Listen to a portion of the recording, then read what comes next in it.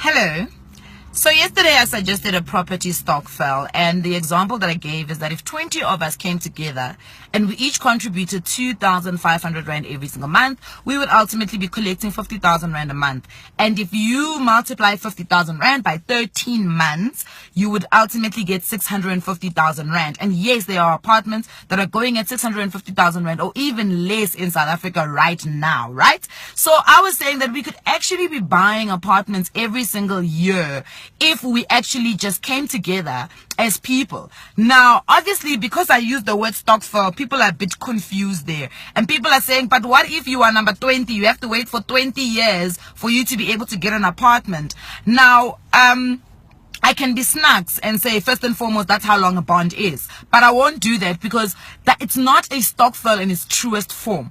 The reason why I probably used the word Stokvel was because of the funding method. It's a lot of us coming together, pooling together, and actually, finding a way to fund this thing, this real estate business. And that's exactly what it is. It's us finding a way to get money to be able to buy apartments, to start a real estate business, a property ownership, or what do you call it, a property management company, whatever it's called. So basically it means that all 20 of us, each and every single house that we buy, we all are going to own that house. Who holds the title deed? The company which we own. So you're not going to be having your own title deed and saying apartment, because yes, it does not make sense for a person to wait 20 years for them to be able to get an apartment. And because what if people pull out? What if this happens? What if that happens? Now again, it's an idea that we've put on the table. It does not mean that we have all the answers. It does need refinement. It does need for 20 people to come together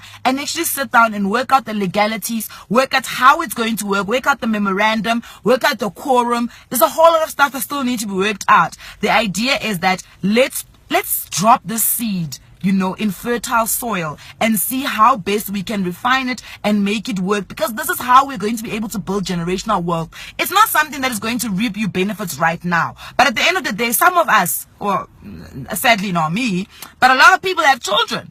What are you going to be leaving to your children? Imagine leaving your child a company that already has over 20 properties.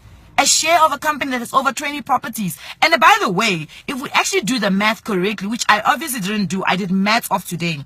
People are saying, but what about the appreciation? What about time value of money? Yes, there's a whole lot of things. But that cannot stop us. Or inflation. That cannot stop us from making projections, guys. We have to make projections in real time right now. And obviously, yes, account for things like inflation, account for things like appreciation. But at the end of the day, we're going to be buying these properties cash. So you also need to keep in mind that there's a rental income that's coming in.